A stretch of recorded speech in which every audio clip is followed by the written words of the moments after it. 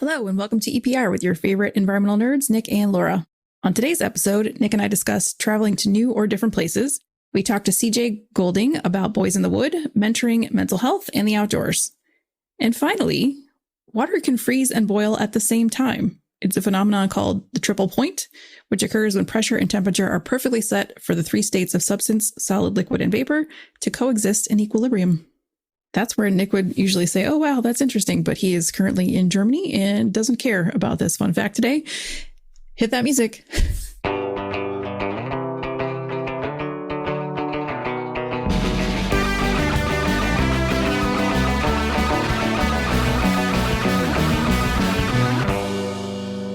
The annual NAEP conference is coming up soon, May 7th through 10th in Phoenix, Arizona. We'll be there doing another live episode of EPR during the conference.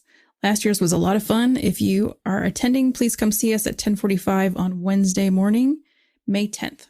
Today's sponsor is Ecosphere Restoration Institute. They are a nonprofit organization based in Florida, which has an outstanding track record of success in cutting-edge conservation techniques. First formulated in 2003 to foster public and private partnerships, aka P3s, for environmental restoration, they have facilitated 29 projects and have restored more than 550 acres of critical habitats and enhanced over 3,200 acres in Hillsborough County alone.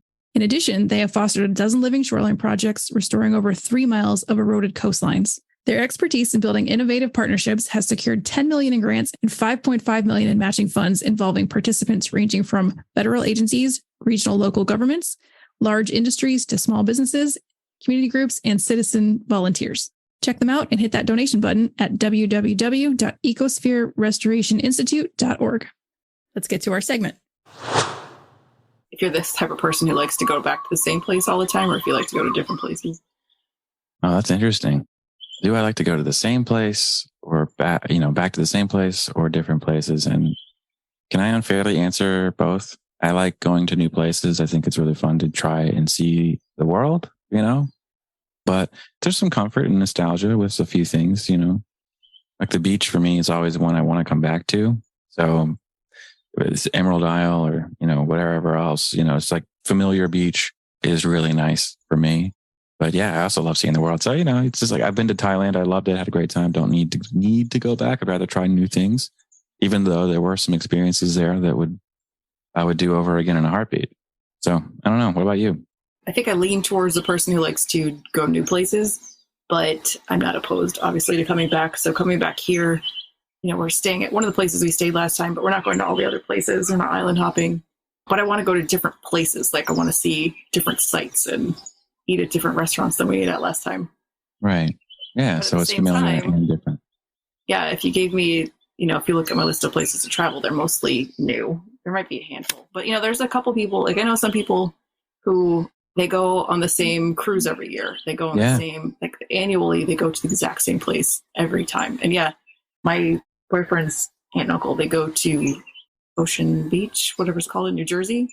Mm-hmm. Yep. They go every single year. Like they have a condo, they rent it, they go back. So I guess like people with timeshares, right? They go back to the same places. Right. Like I don't see myself doing that kind of thing. Like for me, like once or twice, even here, I'm like, this is paradise. It's amazing, but I don't think that we'll do it a third time. At least not 3 years in a row. Yeah. Understood. Yeah. Yeah. And there's that sense of, newness. Sometimes that itch needs to be scratched, I think. And everybody's got a different sense of it. Some people are like, no, I'll just stay home. I don't even want to travel at all. Yeah. Which blows my mind. But, a lot of my family are like that. They're like, yeah, I love this portion of Southwest Pennsylvania and nowhere else. It's like, okay, that's fine. That's totally fine. I just have a different itch to scratch, Yeah. So. For real. Yeah. Most of my family is estate putters. And then I have 3 uncles that traveled everywhere. Yeah. I definitely have more of that gene or whatever. Yeah. I mean, I don't know. It's easy to get caught up in a routine, but I like to shake it up too. Sometimes that's the whole point of going on a vacation or going to see somewhere new is to experience some newness and something different and kind of shake loose the cobweb, so to speak. But yeah, always a little bit of a challenge to do all the time, obviously. But there's always creative ways to do that. We did not grow up with a whole lot of money, so we decided to camp, and that's what we did. We camped across the country and back. That was really, really cool. Oh yeah, exactly. That's why I'm at an eco farm in Hawaii. This is the cheapest stay in the whole state. But it's also the coolest. Like this is what I would choose anyway. So it's not great. Yeah. And you get a totally different perspective than you would staying at a hotel, in a downtown. And there's nothing wrong with that. It's just very, very different. It's amazing. Our host pulls out, he's got all these fruits. And so every time we come in the house, he's made banana bread with local bananas. He's spreading it with durian sugar spread. And he's like, we ate these crazy looking apples yesterday that look like little hats. So he's always educating us on like what stuff is and, the ecology of the area. So it's really cool. Yeah, that's really awesome. And I'd like to say it's a lot of fun. You just get to experience things. You're like, oh, this is what it's like. I mean, my trip to Thailand, right? It sounds silly, right? But I never really liked pineapple until that trip. When it was I have to eat it here. Okay, fine. I'll try the pineapple. And it was amazing. It was amazing. I was like, how dumb am I that I didn't, that I didn't eat it? So actually, Sam just popped a question that I was going to ask you, which you said durian spread. And I thought durian was supposed to taste like feet. So durian smells like feet. It doesn't taste like feet. Okay.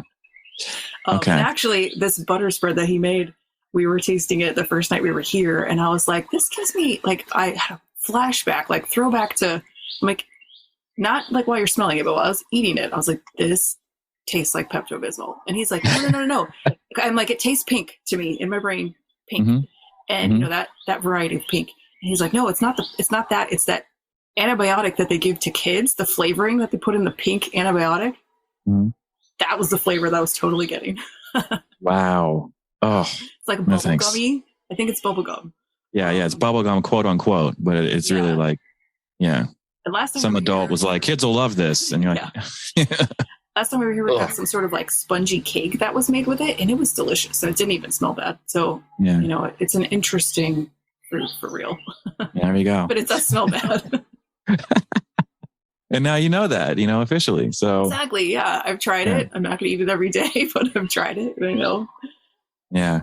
It's worth trying things, I think, at least once, but man, that's a tough hill to climb over. So yeah. Actually, speaking of pineapple, he made us some quiche with pineapple in it. So really? Good. The cheese and pineapple combo, it's kind of like some are going to hate on it like pizza, but right. If you like pizza with pineapple, you probably like quiche with it too. There we go. Yeah. So there's the fruits of Hawaii by Laura Thorne. Yeah, why don't we go ahead and get to our interview? Sounds good. Welcome back to EPR. Today we have CJ Goulding, founder of Boyz in the Wood, on the show. Welcome, CJ. Thanks for having me. Why don't you kick us off by telling us a little bit about Boyz in the Wood? Sure. So Boyz in the Wood is a nonprofit that centers time spent in nature, mental health, and Black men specifically.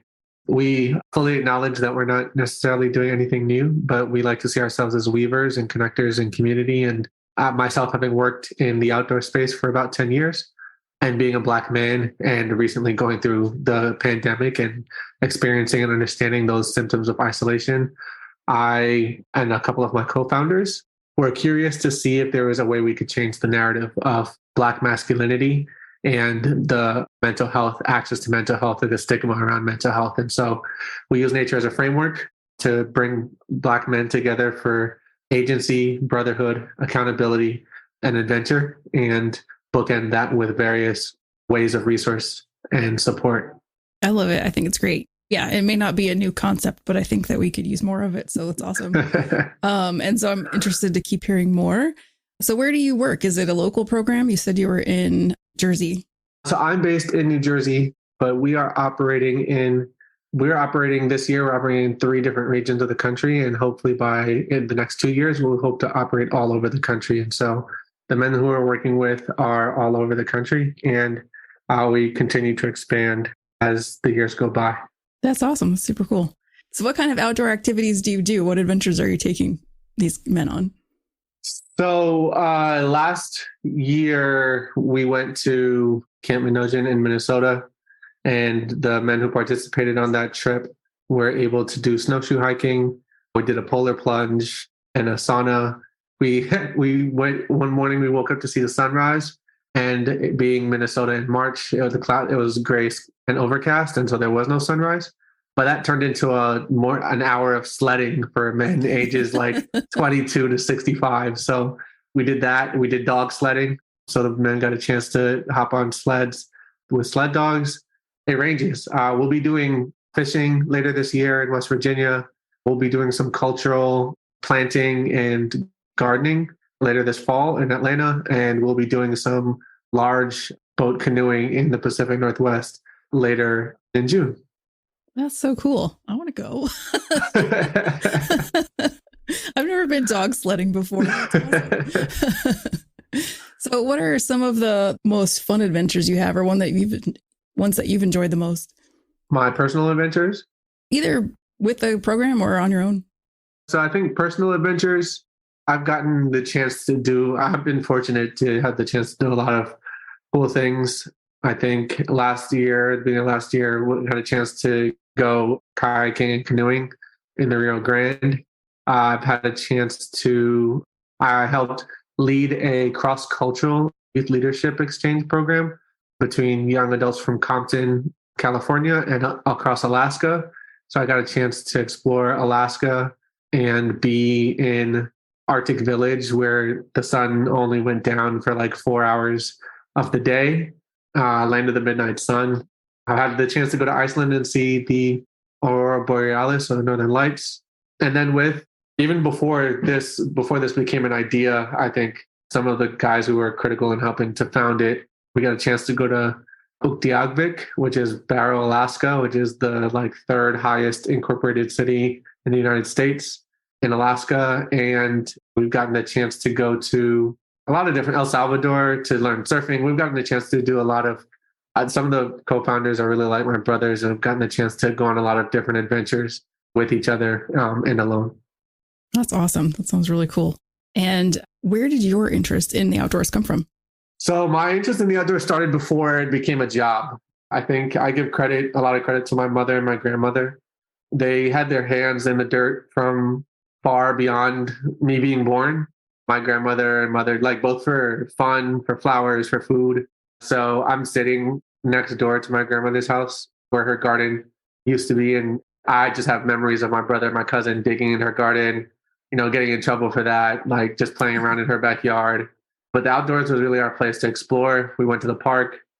I can remember being in the car with my mom and her stopping because she saw a neighbor's plant, and she'd take a little graft and she'd whip out her shears and graft a little bit off of it.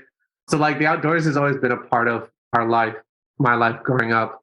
And so I had that explorer's mentality, that wanderer's mentality that grew once I got exposed to more opportunities. That's awesome. I have never really done that before, except last year there's a cemetery by my house and there's a plant, and I was like, I'm going to take some of this. Listen, I'm not judging. Thank you for your contributions. Have a nice day. Community plant. Right. And the funny part was actually the day I was going to go grab some, the first time they had pruned it. And I was like, no, I missed my chance. I felt bad about taking a little twig, and then they had totally chopped the whole thing. Chopped. Right. See? A huge part of our show is helping emerging professionals from all backgrounds find and align with career paths. So tell us what yours was like. So I feel like I haven't had a typical career path, but there are threads that tie in between a lot of the opportunities that I've experienced or that I've gone through. I think it started in college. I checked my college email for what was probably the second out of 3 times for the time I was in school, and saw an internship opportunity with the Student Conservation Association. And they were running a program that was designed to increase the diversity of the National Park Service staff. So I got looped in because I saw a picture of a guy climbing a mountain, which was the Tetons. I'd never been out west past Michigan, and I was like, a free week, spring break, looking for something to do. I'll go out there, I'll check it out. And so I met some awesome people there. And I, flying out of that experience, was able to sit on the plane beside someone who would become like a mentor to me. He connected me to my summer internship in Yellowstone, where I was monitoring energy in Yellowstone's buildings.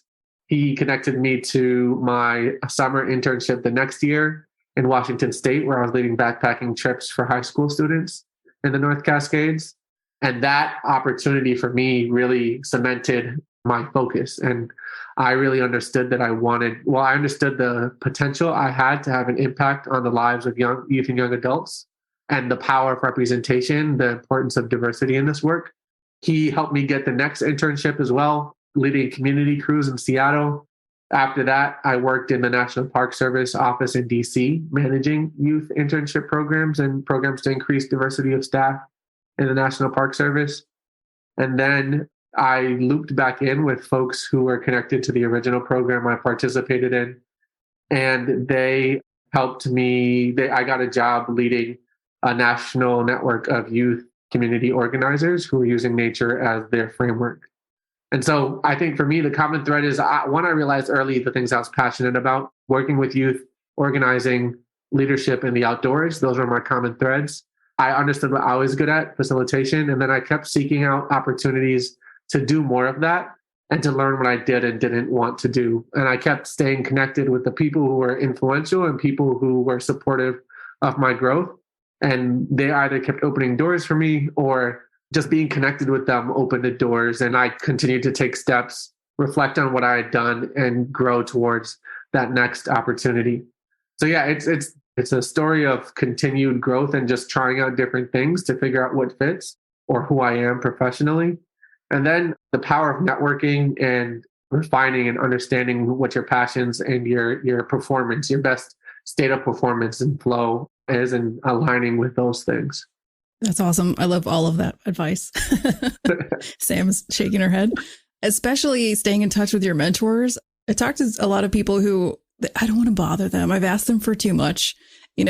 I say keep asking until they close the door on you or stop talking. Let somebody tell you to stop, right?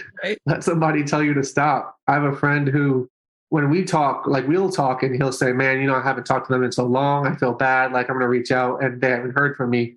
And I know the person he's talking about. And I've heard the person he's talking about say, whenever Ron decides to reach out, I would love to hear from him. And I'm like, yo, y'all, both of you all are like this close. Like, just do the reaching out. You never know what might happen. There might be grant money there. There might be an opportunity.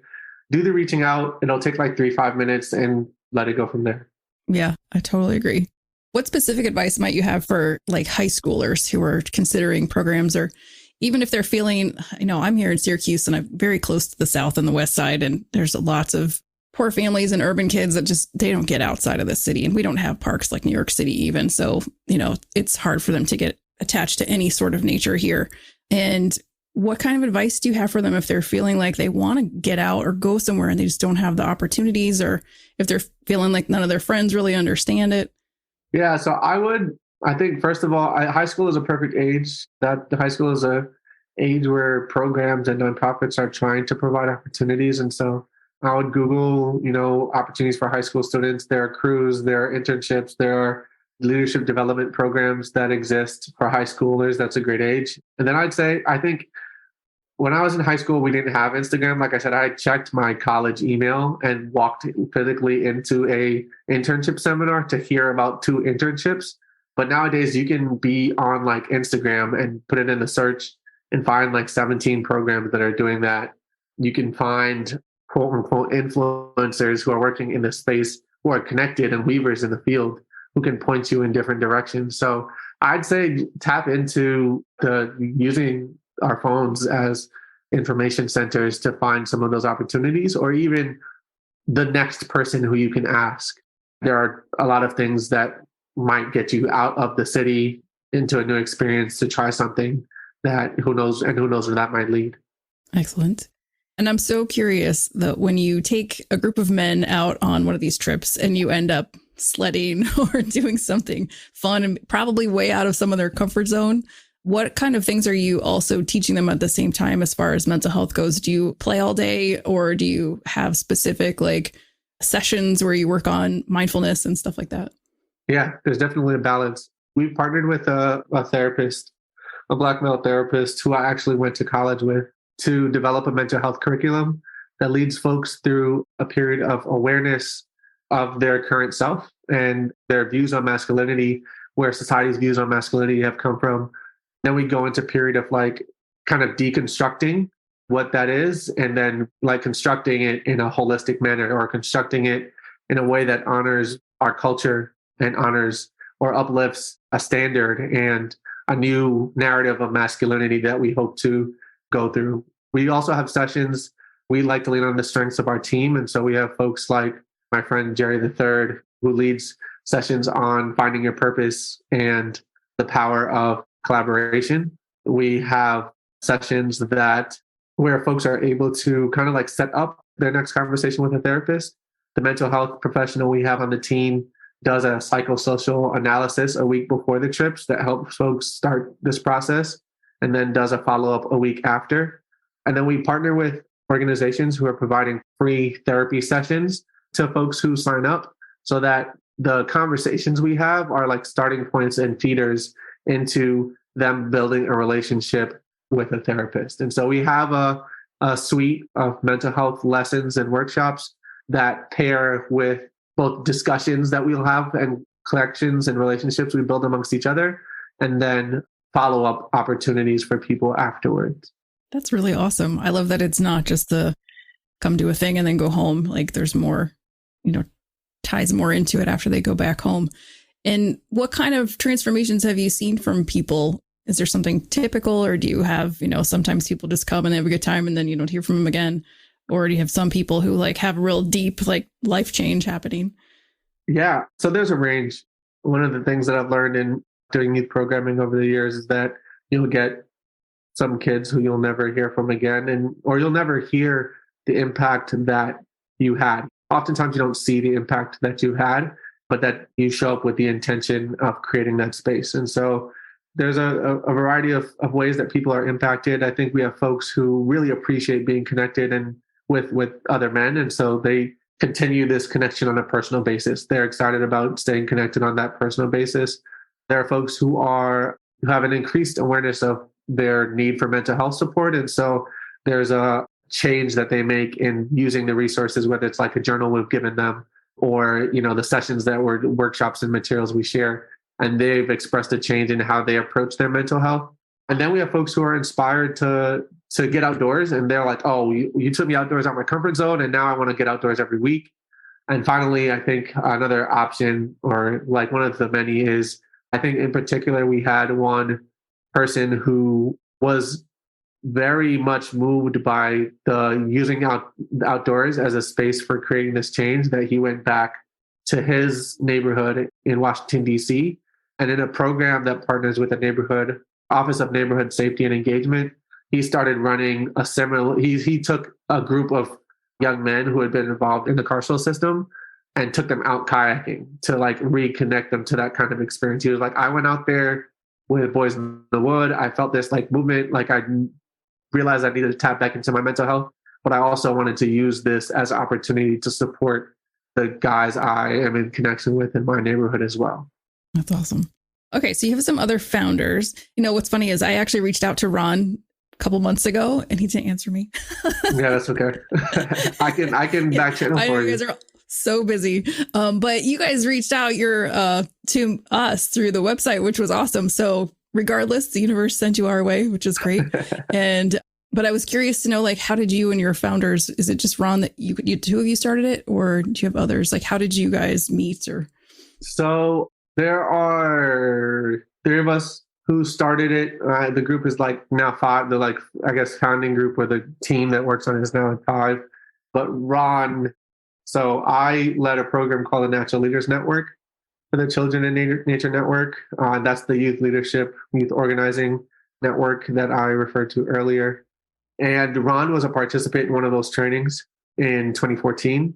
So I was his trainer and whatnot, and we stayed connected through that network. And then we realized, I think a few years later, that his longtime girlfriend, then fiance, now wife, and I had gone to the same university for a year. And so we reconnected in that way and started building a friendship. And so it was that friendship, that reconnecting on that friendship, that kind of helped spark this idea. And then another founder, James King Jr., we connected through this Natural Leaders Network as well, and have remained friends since 2014, 2015 as well. We participated in the same graduate program in Seattle. And so anytime we get an opportunity, I think this is just has been an opportunity for us to collaborate on something of our own doing. We always support each other on projects, and this has been an opportunity for us to work together on something that we're all passionate about and that supports us all. Yeah, that's really cool. What's the Natural Leaders Network? So the Natural Leaders Network, I'm not working with the Children in Nature Network. I haven't worked with them for the past couple of years, so I'm not sure how it's shifted. But the Natural Leaders Network is a network of youth and young adults across the country who want to create change in their community using nature as a framework. And so when I worked with the network as the manager or the weaver or the hub of the network, my role was to provide trainings, resources, and opportunities, and to be a mentor for young adults in the network to help give them small grants to create action items in their community, to mentor them or walk them through projects and things of that nature. And so that network grew from 150 when I participated in the program to 450 by the time I left in 2019. Wow, that's pretty cool. Yeah, I wanted to give you a chance to talk about mentoring because I can tell it's something that you're passionate about, and everyone has sort of a different approach, or see if there's any key themes that you might have to help people succeed in their mentoring endeavors, whether you're from the mentor or the mentee side. Yeah, so I think mentoring, it's a two-way street, but it's really about, and it's not something where you have to reach a certain age or stage of your career in order to be a mentor. I really believe that everyone has experience that they can share to help someone learn. And mentoring is really about not lighting. I think a lot of people see it as being able to pass on my knowledge to someone. It's a legacy check mark, but mentoring is really the ability to use your experiences and your wisdom to light someone else's fire. It's a recognition of what someone is passionate about or wants to do. It's building a relationship and encouraging that person to pursue their dreams and giving them a boost in that direction, whether it's through knowledge, opportunities, relationship, or support. And so for me, mentoring has always begun with relationship and setting that relationship at whatever stage that person wants to connect on. And then it's availability in terms of being there for folks when they need that support. And then it's just a little bit a balance of, I think every mentoring or mutually beneficial relationship has a little dose of a kick in the butt, a little dose of challenge and accountability, because that's the only way that we really see growth is when we're accountable to each other and how we're moving forward. So it's relationship, it's opportunity, it's availability, and then it's accountability and helping someone grow towards their goals.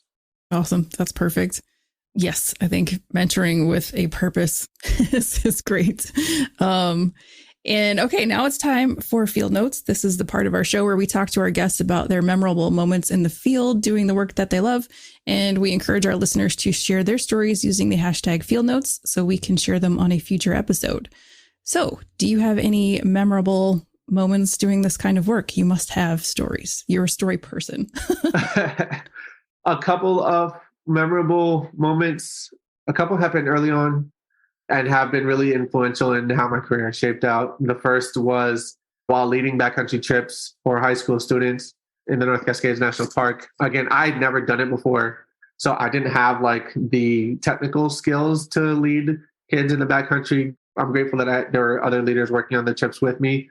And I'm not completely sure why they hired me because I didn't have the technical skills. But again, power to mentoring. My mentor helped get me into the position. I learned and was learning alongside the kids, which I think they appreciated. But I say all that basically, at one point we used to have these presentations at the end of a week-long camping trip where, community members and donors would come and the kids would present on what they learned, their experience. And one of the kids said, I enjoyed the outdoors because CJ did, or because CJ does. And I realized the power of mentoring, the power of representation, the power of being a physical representation of what someone could see as their future. And so that was pretty impactful for me.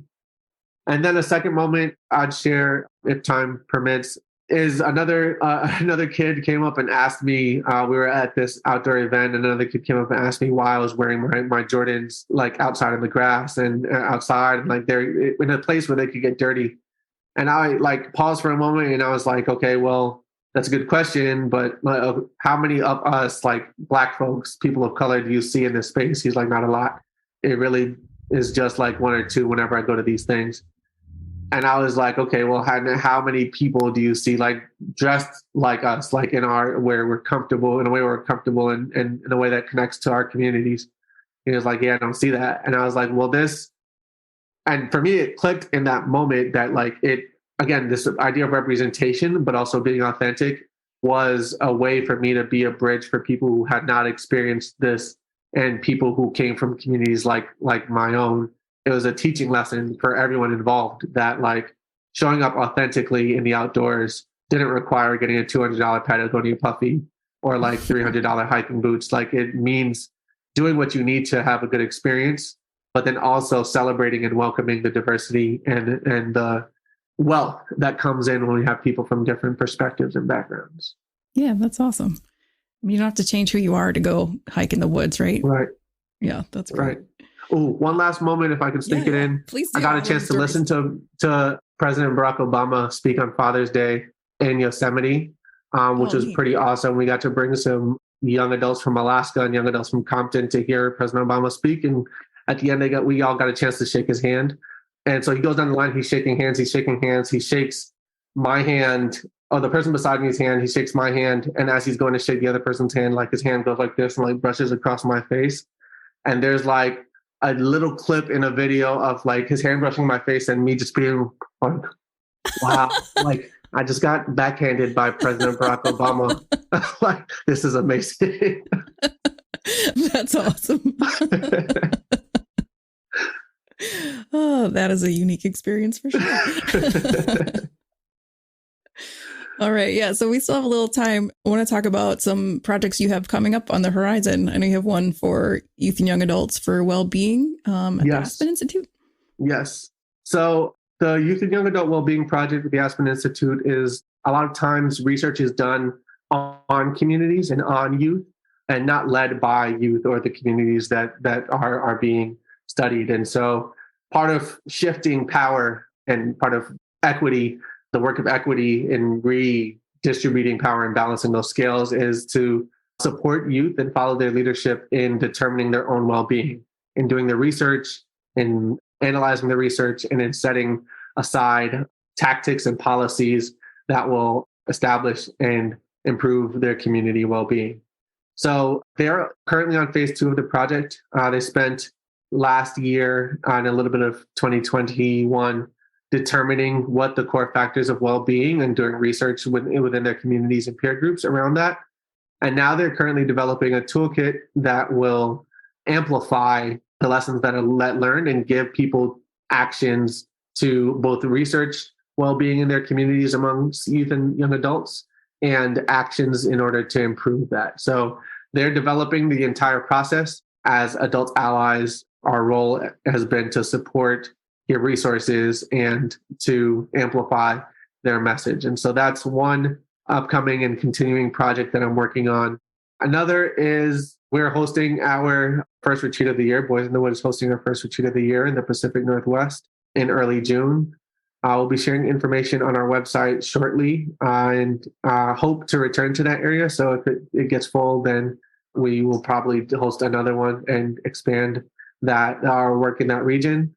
And then finally, I think another project I'm working on in June will have the U.S. Fish and Wildlife Service and a few other federal land management agencies collaborate to host a program called NYCALC, which is the Native Youth Community Adaptation and Leadership Congress, where they bring about 80 Indigenous youth from around the country to learn about each other, meet each other, learn about each other's communities, and work on projects around climate change. And so I'm working with a team of Indigenous youth leaders to facilitate a leadership development curriculum as a part of that process. So supporting them with training on community organizing, narrative building, leadership development, building cross-cultural connections, and things of that nature. That all sounds awesome. Thank you so much for coming here and talking about all the work you're doing. We are running out of time, though. Is there anything else that you would like to talk about that I didn't touch on? I think this is a remnant of, I gave a keynote 2 weeks ago to a wilderness therapy conference, and my core topic was on diversity. I do a lot of work in diversity, equity, and inclusion. And I think folks kept asking questions about like, what do we do? What can we do? We feel like we're stuck and things of that nature. And I think I want to leave a note of encouragement for folks who are thinking about creating change and making and leaning towards equity in their organizations or in their work. And a lot of folks think of it as like fixing broken systems, or like we are in the majority or we have power, so we're doing something wrong and we need to be shut out, or folks are trying to move us out. And I think I want to reframe that into anybody, anywhere, of any background and identity, who's working to increase equity and justice in the places where they are working or living. I think just seeing it as an incredible opportunity to shape the future of your field, to shape the future environment that people are working in. You have the power, like you have influence and resources within your arm's reach to be able to create change. And so instead of thinking it as something that's far off in the sky, thinking of it as something that's within your arm's reach, and just encouraging everyone to be a part of creating that change, or to see it as something exciting. Because when you frame it that way, there's a lot less tension, there's a lot less friction, there's a lot more energy and momentum towards a positive future for everyone involved. That's great. And that's perfect.